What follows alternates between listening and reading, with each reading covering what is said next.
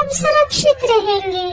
माँ आप सही कह रही हो, पर इस बर्फबारी में मेरे पंख जम गए हैं, मैं क्या करूँ माँ?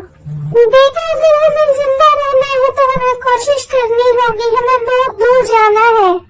ठीक है माँ। हजारों मील का सफर और आंखों में आंसू लिए रानू ने उस सफेद शहर को पीछे छोड़ दिया और एक अनजानी मंजिल की ओर बढ़ चली। कोसों मील की थकान के बाद रानू और रानी एक ऐसे जंगल में पहुंची जहां हरियाली थी, पर क्या यहाँ के दिलों में भी हरियाली थी? रानू ने वहां के एक पुराने निवासी मिट्ठू तोते को देखा। रानू रानी को वहीं पर छोड़कर मिट्ठू के पास जाती है। रानू मिट्ठू तोते से कहती है, भाई हम बहुत दूर से आए हैं, हमारे पास रहने को घर नहीं है और ना ही खाने के लिए कुछ है। क्या आप हमें कुछ खाने के लिए दे सकते हैं? अगर आप हमारी सहायता करेंगे तो आपकी बहुत बड़ी कृपा होगी। नहीं नहीं जाओ, मेरे पास मुफ्त का भोजन नहीं है, ना जाने कहाँ कहाँ से चले आते हैं मुफ्त की रोटियां तोड़ने। जाओ यहाँ से, इस जंगल में सब मेहनत करके अपना पेट पालते हैं, तुम भी जाकर मेहनत करो, जाओ यहाँ से। बहन बर्फबारी की वजह से हमारा सब कुछ छिन गया, मेरी बेटी बहुत दिनों से भूखी है, क्या आप हमें कुछ खाने के लिए दे सकती हैं? आपकी बहुत कृपा होगी बहन। नहीं बहन, मेरे पति और मेरे बच्चे आने वाले हैं, अगर वह आ गए तो वह मुझे बहुत डांटेंगे। तुम जाओ यहाँ से, यहाँ पर सबको मेहनत करनी पड़ती है। रानू का दिल टूट गया। उसने महसूस किया कि बर्फीले जंगल की ठंड से ज्यादा कड़वाहट इन अजनबियों की बातों में है। थक हार कर रानू एक बड़े पेड़ पर बैठ गई। तभी रानी की नजर पेड़ पर लटके एक बहुत बड़े अमरूद पर पड़ी। माँ वह देखो, कितना बड़ा और सुंदर फल है। माँ मुझे बहुत भूख लग रही है, क्या मैं वह फल खा लूँ माँ? हाँ बेटा जाओ खा लो, सच में बहुत बड़ा और सुंदर फल है, जाओ बेटा खा लो। रानी फुर्ती से उड़कर सेब पर बैठती है और अपनी नन्ही चोंच से उसे मजे से खाने लगती है। खाते खाते वह अमरूद के अंदर एक बड़ा छेद कर देती है और धीरे धीरे उसके अंदर ही घुस जाती है। रानी बेटा, रानी कहाँ गई? अभी तो यही थी, कहाँ चली गई तुम?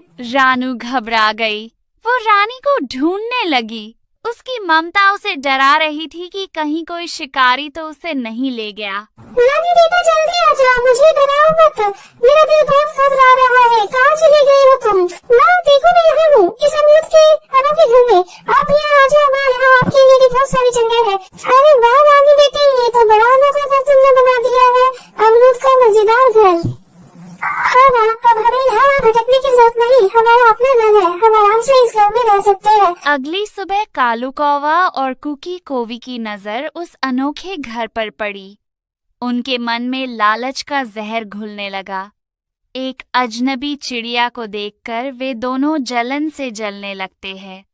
कुकी कोवी कहती है, देखिए ना कालू जी, वो सुंदर फल मुझे खाना है, पर वो परदेसी चिड़िया और उसकी बेटी उस फल को अपना घर बनाकर बैठे हैं। तुम फिक्र मत करो कुकी, मैं अभी उस परदेसी चिड़िया को यहाँ से भगाने का इंतजाम करता हूँ। कालू और कुकी ने रानू के घर पर हमला कर दिया। देखते देखते दोनों ने रानू का घर कहा लिया। रानू ने हार नहीं मानी, उसने नदी किनारे एक गिरा हुआ नारियल ढूंढा, उसने मेहनत की, उसे साफ किया और उसकी सख्त खोल के अंदर अपना दूसरा आशियाना बनाया। हाँ बेटा, अब हम यहाँ आराम से रह सकते हैं, अब हमें कोई परेशान नहीं करेगा। माँ हमारे इस घर को तो अब कोई नहीं तोड़ देगा ना, हम रह सकते हैं ना यहाँ। जब रानू और रानी भोजन की तलाश में घर से बाहर जाते हैं, तभी पीछे से कालू और कुकी आकर नारियल को चोंच मारकर गिरा देते हैं। रानू बहुत दुखी होती है। रानी अपनी माँ से कहती है, माँ अब हम क्या करेंगे? माँ बेटा हमें हार नहीं माननी चाहिए, हम दोबारा अपना घर बनाएंगे। इस बार दोनों एक बार फिर से मेहनत करते हैं। वो दोनों केले के पत्तों को इकट्ठा करके एक मजबूत घर बनाते हैं। इस बार उनका घर बहुत मजबूत होता है। रानी खुशी से कहती है, अरे पापा इस बार ये घर बड़ा भी है और मजबूत भी है, ये बहुत सुंदर है। हाँ बेटा, इस बार हमारे घर को कोई भी नहीं तोड़ सकता, ये बहुत मजबूती से बनाया हुआ है। दिन बीतने लगे। रानू चुपचाप मेहनत करती।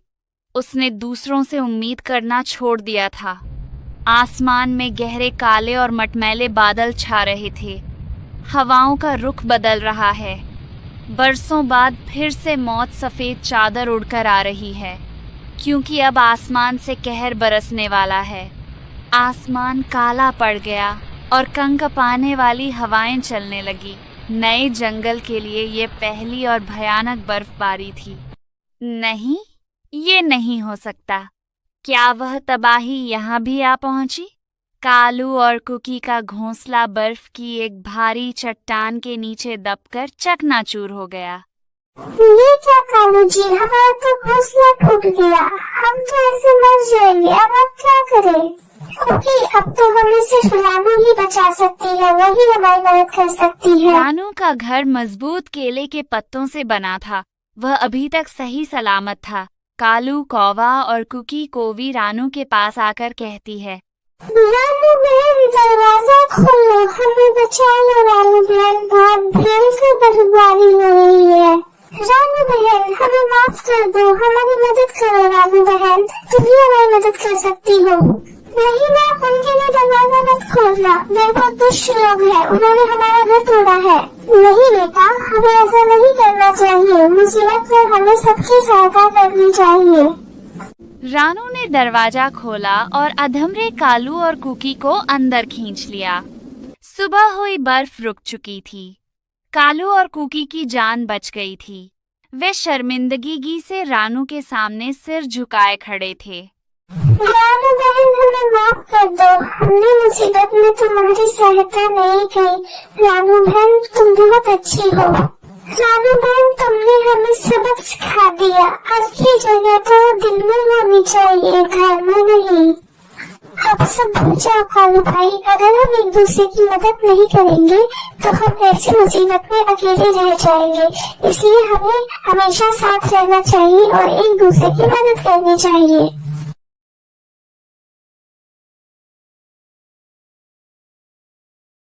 उस दिन के बाद उस जंगल में कभी कोई बेघर नहीं रहा। रानू की ममता ने सिर्फ कालू और कुकी को नहीं, बल्कि पूरे जंगल के दिलों को पिघला दिया था। इस कहानी से हमें सीख मिलती है कि मुसीबतें हमें तोड़ने नहीं, बल्कि हमारे अंदर की इंसानियत को परखने आती है। क्षमा सबसे बड़ा हथियार है जो दुश्मन को भी दोस्त बना देता।